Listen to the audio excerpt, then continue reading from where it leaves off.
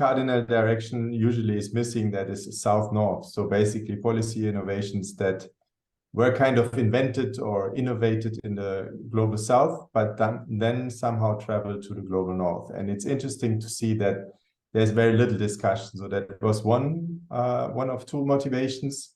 The other one was that from a global south point of view, we tried to create some sort of a level playing field for researchers from countries that have less resources and have less access to academic knowledge production. So that was also a very important motivation.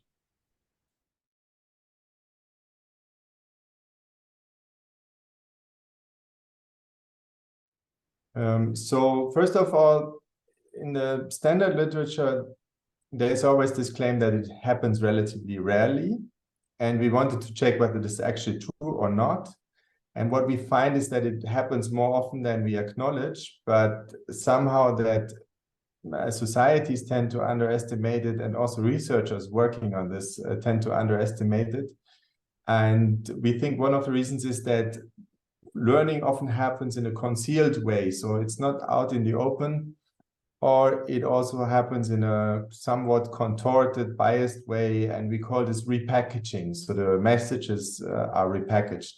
Just to give you an example, if you are a politician in, say, the United States, and you contemplate the innovation of budgeting procedure, and you say we want to involve more the citizens in this form of participatory budgeting, maybe it doesn't really help you to say that this is something that was kind of invented in the Brazilian city of Porto Alegre, because this doesn't really make a difference to his or her voters.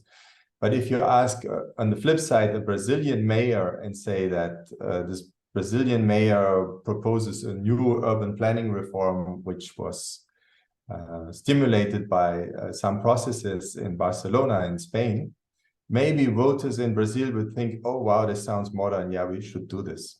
So in that sense, we think that learning South-North happens differently under different contexts. And it's also kind of more difficult to observe. And this is why we think it's important. And then last but not least, global problems such as climate change, but in many policy areas require much more creative and more inclusive solutions, also from the global south. And at least two of the contributions in the special issue talk about missed learning opportunities. So Corredor et al., for instance, talk about health practices in Africa, and especially pandemic One Health practices were actually leading the way in a certain way, but they were kind of overlooked or ignored by countries in the OECD when they fought COVID-19. And Luisi Pedrosa, for instance, also works on migration policies and shows something very similar, that global North countries tend to overlook very established, very innovative policy solutions, reaching out, for instance, to immigrant populations, and global North countries kind of ignore these policy innovations.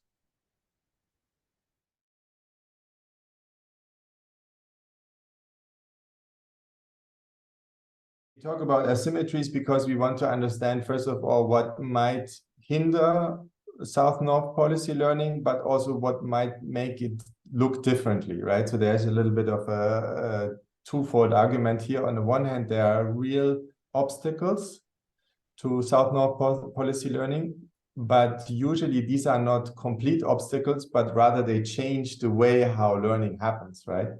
So one very clear and straightforward obstacle or asymmetry is perhaps money and resources. We know that we know that global North countries invest a lot of money and resources in propagating their models, right? So I don't know, like the cultural foundations in Spain or Germany have their offices someplace else, and they invite people talking about innovations from Germany and so on and so forth, let alone all these chambers of commerce and so on and so forth.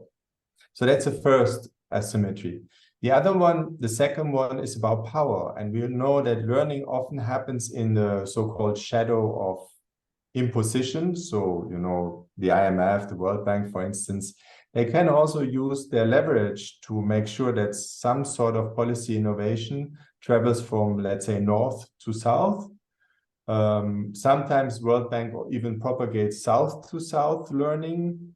And a good example we have been working on, we in the special issue means Christine Maxine and my contribution.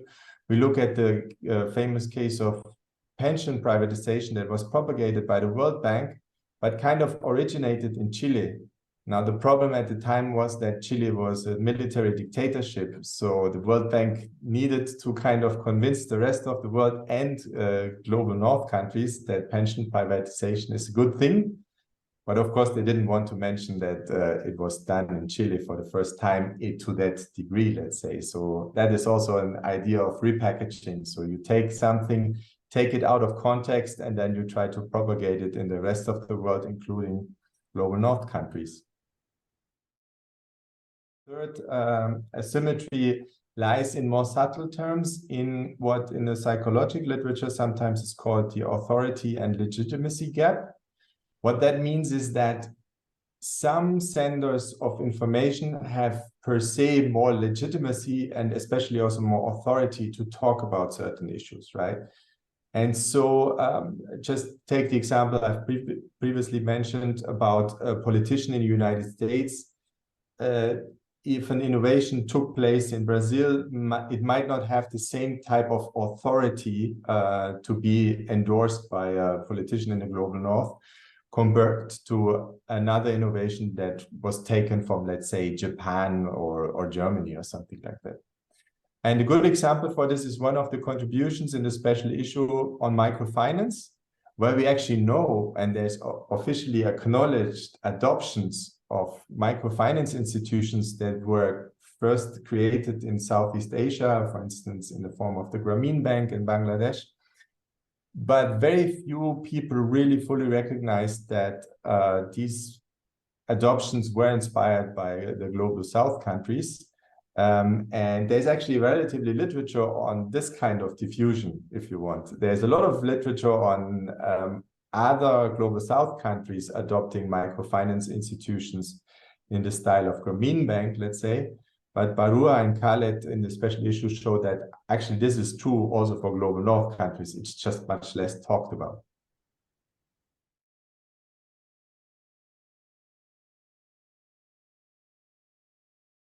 The more theoretical part of it is that it tends to happen against all odds, or let's say it's seemingly unlikely, so it needs to find its own ways and channels. And this is what I already mentioned. It happens in a concealed, repackaged way.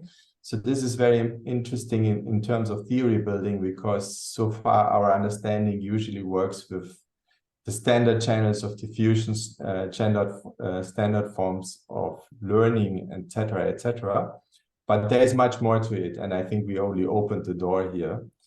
And the third point is very important to us, and we came by this point on an accidental basis. So we stumbled on this because we realized that it's actually much harder to demonstrate that this type of learning happens, because we need to look at different forms of empirics, and we need to look at this empirics differently from a methodological point of view. So for instance, you can use a lot of documents where politicians would officially state that they got inspired by an innovation in the global North.